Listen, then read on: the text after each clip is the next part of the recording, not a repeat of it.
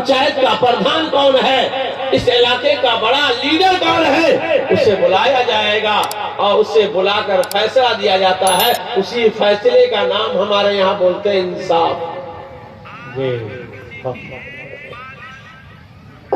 اخلاق محسنین میں ایک واقعہ ہے، میں عرض کر دوں، اگر کوئی پنچ کرنے والے ممبر، پردھان اور دوسرے پدوں پہ رہنے والے لوگ ہیں تو دھیان سے سن لیں۔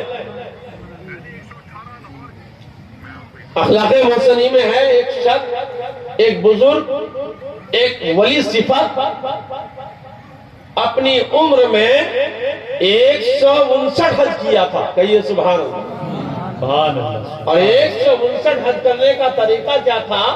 باوجود آپ حج کے لیے روانہ ہوئے اور ہر قدم پر 2 رکعت نفل نمازیں پڑھتے تھے، پھر دوسرا قدم آگے بڑھاتے تھے۔ ایک قدم آگے بڑھایا، 2 رکعت نفل ادا کیا، پھر آگے بڑھا، پھر نفل ادا کیا، پھر آگے بڑھا، پھر نفل ادا کیا۔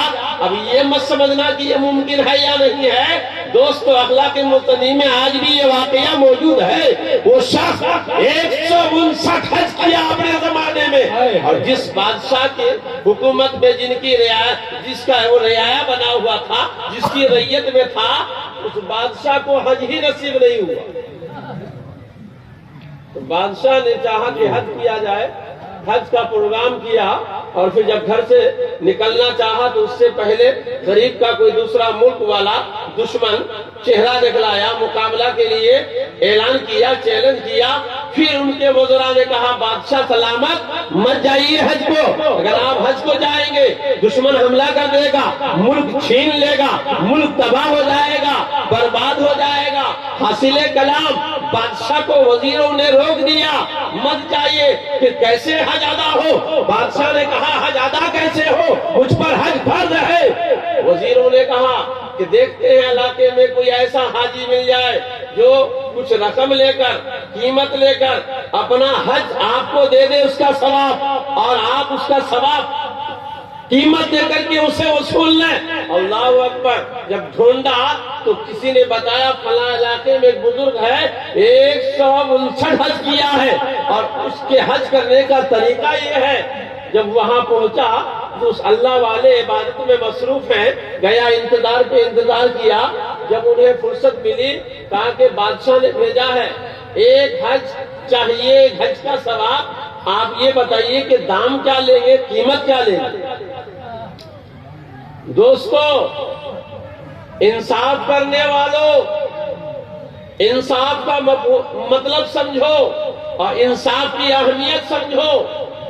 ہر انسان اس مفہوم کو سمجھ لے تو زندگی میں سدھار آئے گا، انقلاب آئے گا۔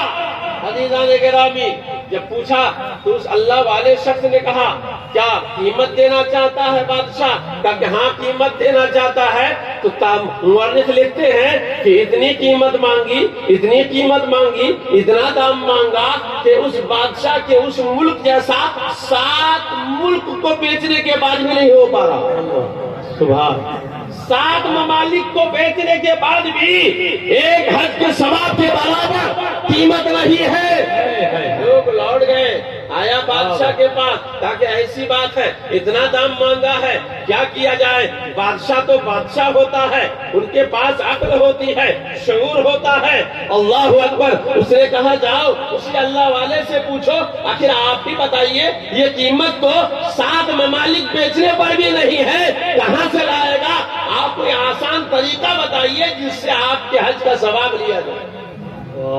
تو اللہ والے نے بتایا کہ ایک صورت ہے، اب بہت آسان صورت ہے۔ وہ کیا؟ کہا کہ بادشاہ صاحب سے جا کے کہہ دیجئے کہ انصاف کے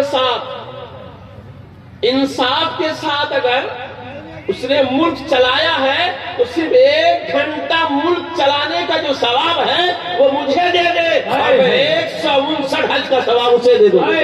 سبحان اللہ۔ نعرہ تکبیر، نعرہ رسالت، مختار دو عالم کون پر؟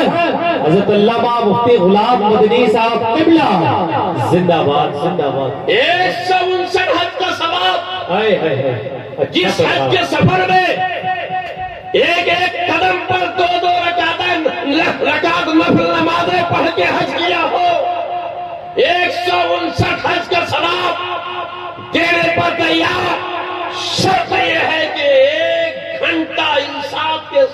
ملک چلایا ہے تو اس کا ثواب مجھے دے. واہ واہ، عمدہ پیغام ہے. اب آپ سوچئے انصاف کرنے والوں، جی. انصاف کرنا کتنا آسان ہے اور کتنا مشکل ہے، آپ اندازہ لگائیے. دوستو یہاں آپ سوچ سکتے ہیں کہ آپ نے جو موضوع لیا ہے یہ گاؤں کے پردھان کے لیے ہے، یہ مکھیا کے لیے ہے، یہ ممبر کے لیے ہے، یہ چیئرمین کے لیے ہے، یہ ایم ایل اے کے لیے ہے، یہ منسٹر کے لیے ہے. ہم غریبوں کے لیے یہ کیسے موضوع بن سکتا ہے؟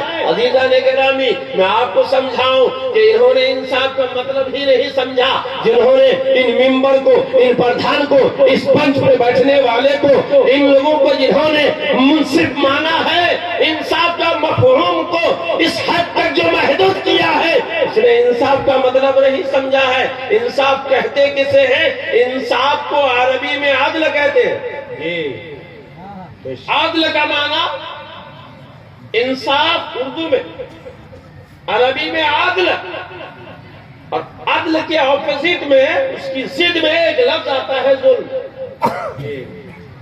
انصاف، عدل،